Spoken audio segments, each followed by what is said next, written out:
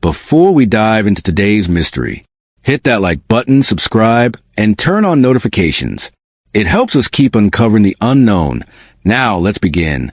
On April 25th, 1971, 13-year-old Carol Spinks was doing something she had done countless times before, running an errand for her mother. She had been given $5 and was sent to the 7-Eleven store just a few blocks away from her home in southeast Washington, D.C. Carol was one of 7 siblings, a bright young girl with a shy smile. She wasn't the type to take risks.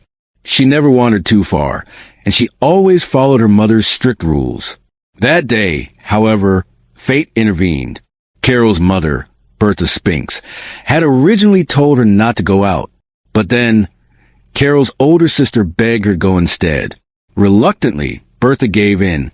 "Go straight there and come right back," she instructed. Carol nodded. It was broad daylight, and the store wasn't far. She never made it home. Hours passed. When night fell, panic set in.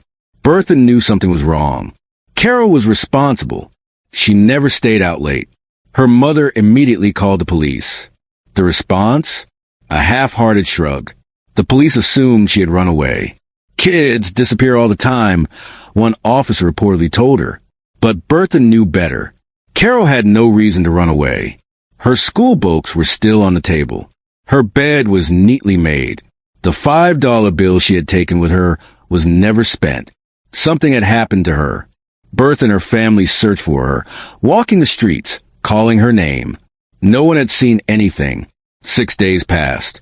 Then, on May 1st, 1971, a gruesome discovery was made. Carol Spinks' lifeless body was found discarded along I-295, a freeway that cut through Washington, D.C. A driver noticed something strange near a grassy embankment. A small figure lying face up, motionless. It was Carol. She had been brutally assaulted, strangled, and discarded like trash. Her shoes were missing. But there was something even more disturbing. The medical examiner determined she had been alive for several days, meaning that someone had kept her captive before killing her.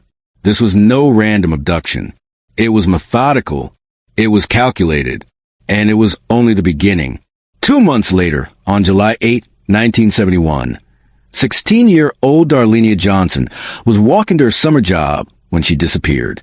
She had dreams of becoming a teacher, a passion for helping others.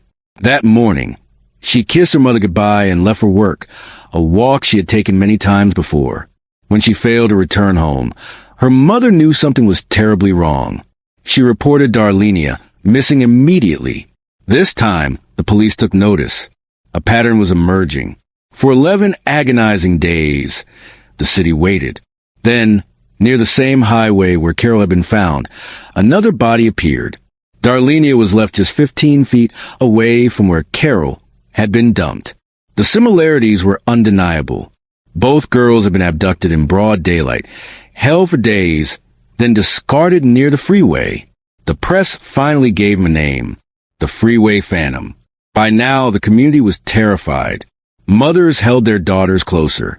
Parents no longer let their children walk alone. The police searched for patterns, suspects, anything, but the killer was careful. He left behind no fingerprints, no DNA, no witnesses. Then, on July 27, 1971, the terror escalated. 10-year-old Brenda Crockett went missing. But this time, something different happened. That night, Brenda's family phone rang. Her younger sister, Bertha, answered. "It's me, Brenda." The voice on the other end whispered. Her voice was shaky and terrified. "A white man picked me up. He took me to Virginia. I'm coming home in a taxi." Bertha, stunned, handed the phone to their mother. "Where are you? Who are you with?" her mother demanded. Brenda hesitated. Then she said something chilling. "Did my mother see me?" Then she hung up. By now, parents were terrified to let their children walk alone. The police increased patrols, desperate to catch the killer before he struck again. But just when they thought the murders might stop, another girl vanished. Her name was Nenomosha Yates. She was 12 years old. On October 1st, 1971, Nenomosha left her house for school, but she never made it. That afternoon, a driver on Pennsylvania Avenue SE spotted something near the shoulder of the freeway. He pulled over. His stomach dropped. It was the lifeless body of a young girl. Neno Moshe had been strangled, her clothes neatly folded beside her, just like the others. But something about her death felt different. Unlike the other victims, her body was found within hours of her abduction. The killer had taken less time than before. Was he becoming bolder, or was he afraid of getting caught? Either way, one thing was certain. The Freeway Phantom was still out there. November 15th, 1971. Washington, D.C. was already on edge. The murders seemed to be happening every few months, and now, another young woman had just vanished. Her name was Brenda Woodard. But this time, the killer broke his own pattern. Unlike the other victims, Brenda was not a child. She was 18 years old. Unlike the others, she had fought back. Brenda had spent the evening with a friend, taking the bus home. She was last seen exiting near Maryland Avenue, walking toward her house. She never made it. Her body was found stabbed, strangled, and dumped along Route 50. But it was what police found in her coat pocket that sent chills down their spines. A note, written in Brenda's own handwriting. It read, "This is tantamount to my insensitivity to people, especially women. I will admit the others when you catch me if you can. Freeway Phantom." The police were stunned. This was the first time the killer had communicated directly with law enforcement. But why had Brenda written it? Had he forced her to? Had he dictated the words before killing her? And if so, why now? The note raised even more terrifying questions. Was the Freeway Phantom taunting the police? Or was he growing reckless? Making mistakes that could lead to his capture? One thing was certain. This was no ordinary serial killer. This was someone who enjoyed playing games. With 6 victims and no solid leads, the FBI officially joined the case. By now, hundreds of officers were working to track down the Freeway Phantom. They analyzed the handwriting in the note. It matched Brenda Woodard's. This meant one horrifying thing. She was alive when she wrote it. The killer had likely forced her to write her own death note, knowing full well it would send waves of fear across the city. This wasn't just murder. This was psychological warfare. But despite their efforts, the FBI was no closer to catching him. Then, in March 1972, a woman came forward with a terrifying story. A young woman, whose name was never made public, walked into a D.C. police station with a disturbing claim. She said she had been kidnapped by a group of men. She had been held captive in a house where she overheard her kidnappers talking about the Freeway Phantom murders. She claimed she could take police to the house. Investigators immediately followed up, hoping they had finally found the break they needed.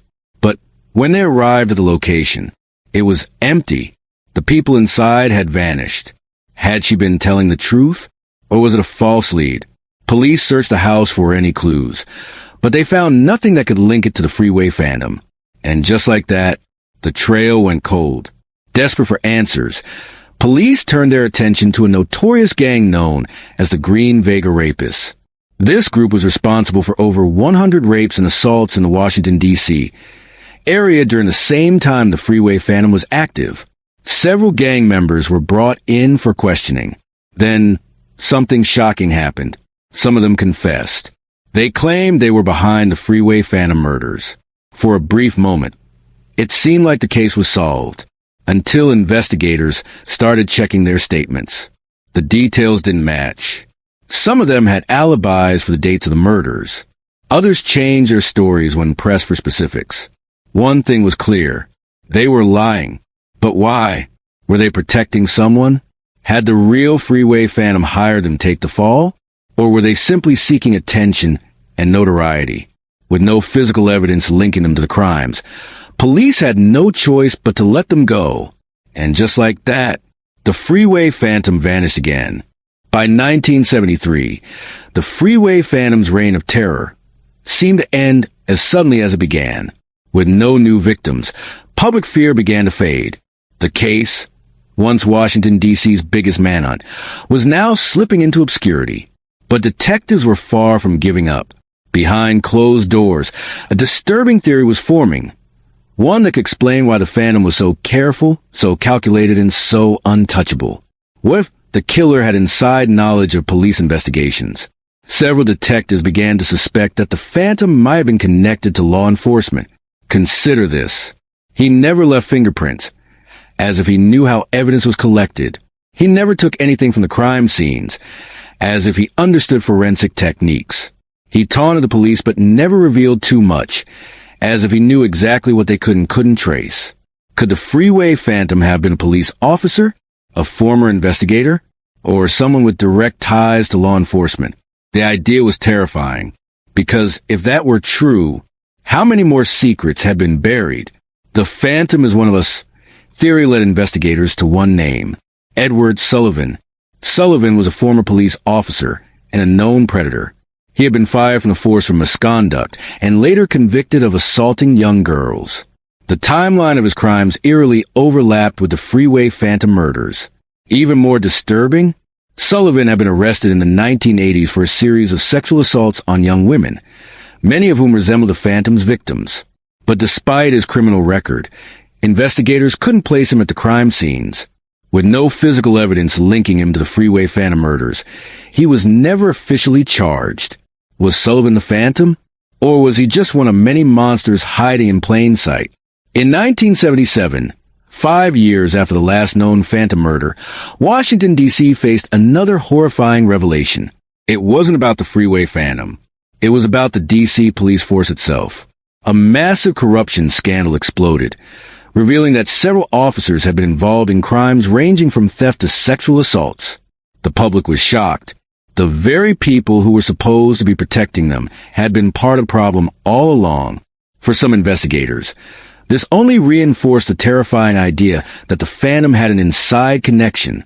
Did this corruption shield him from justice? Did someone inside the system help cover his tracks?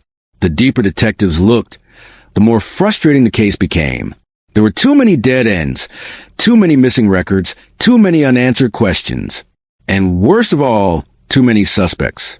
By the 2000s, advances in DNA technology gave new hope to cold case investigations. Detectives reopened the Freeway Phantom case, looking for any biological evidence that had been preserved. They found old clothing from the crime scenes. They sent it for testing. This was it. This was the moment the Phantom would finally be unmasked. Or so they thought. The results came back. No usable DNA.